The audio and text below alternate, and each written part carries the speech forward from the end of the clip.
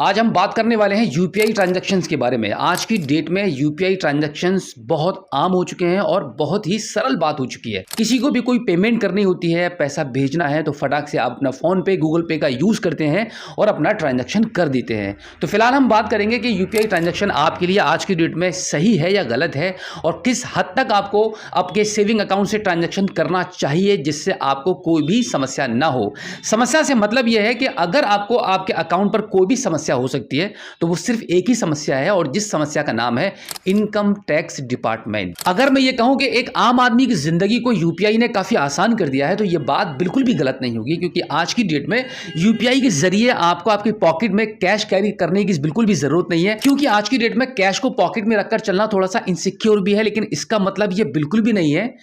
कि आप जितने भी ट्रांजैक्शंस करेंगे, जितना भी लेन देन करेंगे, आपके सेविंग अकाउंट से करेंगे यूपीआई के माध्यम से। यहां पर मैं बात करने वाला हूं कि आप जितना धड़ल्ले से यूपीआई ट्रांजैक्शंस कर रहे हैं, तो क्या आपको इस बात की भी जानकारी है कि आपके एक एक ट्रांजैक्शन पर इनकम टैक्स डिपार्टमेंट की नज़र है और कब आप इनकम टैक्स डिपार्टमेंट की नज़र में आते हैं और कब आपको नोटिस आएगा। इसकी पूरी कंप्लीट आपको जानकारी मिलने वाली है। सबसे पहले हम बात करते हैं आरबीआई के रूल्स एंड रेगुलेशंस के हिसाब से कि आपको आपके अकाउंट में कितना कैश डिपॉजिट करना चाहिए एक साल के अंदर। तो मैं आपको बता दूं कि एक साल में आप अपने सेविंग अकाउंट में मात्र 10 लाख रुपए ही डिपॉजिट कर सकते हैं, इससे ऊपर आप डिपॉजिट नहीं करेंगे। अगर एक साल के अंदर 10 लाख रुपए से ज्यादा कैश डिपॉजिट आपके अकाउंट में हो जाता है तो डेफिनेटली आपसे इनकम टैक्स डिपार्टमेंट इस बात का सवाल कर सकता है, आप पर नोटिस आ सकता है कि आपका भैया ये पैसा 10 लाख रुपए से ऊपर कहां से आया, और उसका आपको हिसाब देना पड़ सकता है। और अगर आप इस बात को पूरी तरीके से क्लियर नहीं कर पाएंगे तो फिर आप पर लगेगी एक भारी पेनल्टी। अब यहां पर एक मजे की बात मैं आपको यह भी बता दूं कि आप फटाफट अपने यूपीआई ट्रांजैक्शंस कर रहे हैं, आपके मल्टीपल बैंक अकाउंट्स हैं, आपको यह लगता है कि भाई एक अकाउंट से कम कर रहा हूं, एक से ज्यादा कर रहा हूं, सभी अकाउंट से थोड़े थोड़े ट्रांजैक्शंस कर रहा हूं। लेकिन यहां पर मैं आपको बता दूं कि आपका हर एक अकाउंट पैन कार्ड के माध्यम से खुला हुआ होता है और आपकी जो ट्रांजैक्शंस की जो डिटेल्स होती है, आप जितने भी यूपीआई ट्रांजैक्शंस कर रहे हैं वो सब डिटेल्स आपके पैन कार्ड पर रिकॉर्ड होती रहती है और आपके पैन कार्ड के जरिए ही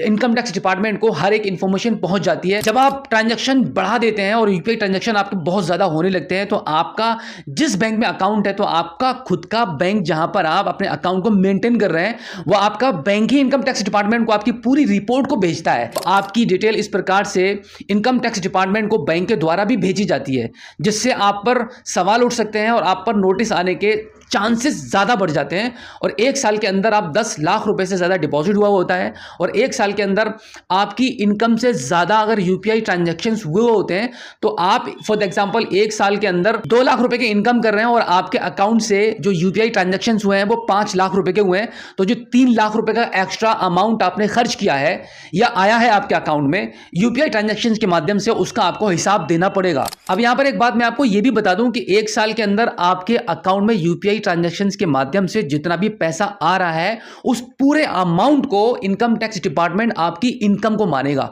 क्योंकि ना तो आप जीएसटी फिल कर रहे हैं और अपने सेविंग अकाउंट्स का धड़ल्ले से यूज कर रहे हैं और ना ही आप आईटीआर फिल करते हैं, जिसके अकॉर्डिंग आपके अकाउंट में एक साल में जितना भी पैसा डिपॉजिट होगा उस सभी पैसे को आपकी इनकम मानी जाएगी। इस बात को लेकर अगर नोटिस आता है इनकम टैक्स डिपार्टमेंट की तरफ से आपके पास, तो आपको इसका क्लैरिफिकेशन देना पड़ेगा, इस बात को क्लियर करना पड़ेगा। आपके अकाउंट में जो पैसा क्रेडिट हुआ है उसका आपको प्रूफ देना पड़ेगा। अगर आप दे देते हैं तो ठीक है, कोई बात नहीं है। अगर नहीं प्रूफ कर पाते हैं कि आपके अकाउंट में जो पैसा आया है वो आपकी इनकम है या कहीं से लिया है या कैसे आपके पास आपके अकाउंट में पैसा क्रेडिट हुआ है, इसका प्रूफ अगर हम नहीं दे पाएंगे तो फिर आप पर चार्जेस लगेंगे और आपको भारी पेनल्टी से गुजरना पड़ेगा। और अब हम बात करें कि इनकम टैक्स डिपार्टमेंट नोटिस कब भेजता है, तो मैं आपको बता दूं कि देखिए आज आप बहुत ट्रांजैक्शंस कर रहे हैं, पिछले 3 साल से 4 साल से ट्रांजैक्शन करते आ रहे हैं और आपको लग रहा है कि मैंने तो बहुत ज्यादा ट्रांजैक्शंस कर लिए, अब तक तो मेरे पास कोई नोटिस नहीं आया। तो मैं आपको बता दूं मैक्स 8 से लेकर 10 साल तक का भी समय लग जाता है नोटिस के आने में। ये जरूरी नहीं है इनकम टैक्स डिपार्टमेंट की तरफ से कि आज आप ट्रांजैक्शंस कर रहे हैं और अगले महीने या अगले साल आपको नोटिस आ जाएगा। नोटिस का मतलब कभी भी आपके पास आ जाएगा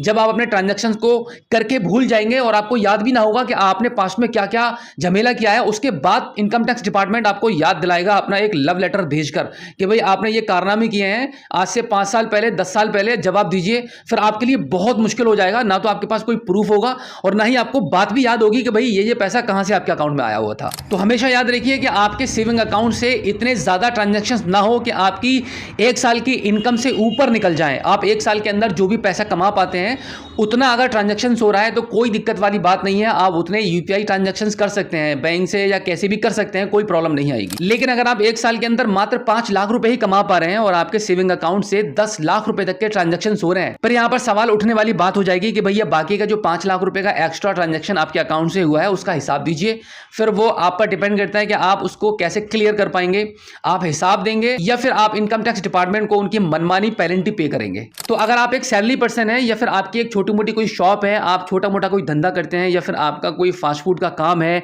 जहां पर एक रिटेल काउंटर आप चलाते हैं, आपके पास कस्टमर्स आते हैं, आपने अपने सेविंग अकाउंट का क्यूआर कोड लगा रखा है, फोन पे गूगल पे का यूज कर रहे हैं, आपके जो ग्राहक हैं, आपके जो कस्टमर्स हैं वो आपको पेमेंट कर रहे हैं, आप जो सर्विसेज प्रोवाइड करा रहे हैं, कोई सामान बेच रहे हैं, उसका पेमेंट डायरेक्टली आपके सेविंग अकाउंट में आ रहा है। तो यहां पर आपको क्या करना पड़ेगा, अगर आपको लग रहा है कि भाई आपके 1 साल के अंदर 10 लाख रुपए से ज्यादा ट्रांजैक्शन हो जाते हैं, लेन देन हो जाता है, तो आपको करंट अकाउंट ओपन करा लेना होगा, जिससे आपके सेविंग अकाउंट पे जो परेशानियां आ सकती हैं फ्यूचर में वो नहीं आएंगी। लेकिन अगर आप यूपीआई ट्रांजैक्शंस कर रहे हैं उतने जितनी आपकी इनकम है 1 साल की, तो कोई प्रॉब्लम नहीं है, करते रहिएगा, बट आप देख कर करिए और सोच समझ कर ट्रांजैक्शंस करिए। तो उम्मीद करता हूं कि आज की इस वीडियो में जो जानकारी मैंने आपको दी है, आई होप आपको काफी अच्छी लगी होगी। अगर आप पहली बार हमारे स्मार्ट शॉप यूट्यूब चैनल पर आए हैं और अभी तक आपने हमें सब्सक्राइब नहीं किया है तो प्लीज एक बार सब्सक्राइब जरूर कीजिएगा और बेल आइकन को भी प्रेस कीजिएगा। तो चलिए दोस्तों, मिलते हैं आपसे किसी और एक अगली वीडियो में एक नई जानकारी के साथ, एक नई अपडेट के साथ और एक नए जोश के साथ। तब तक के लिए जय हिंद।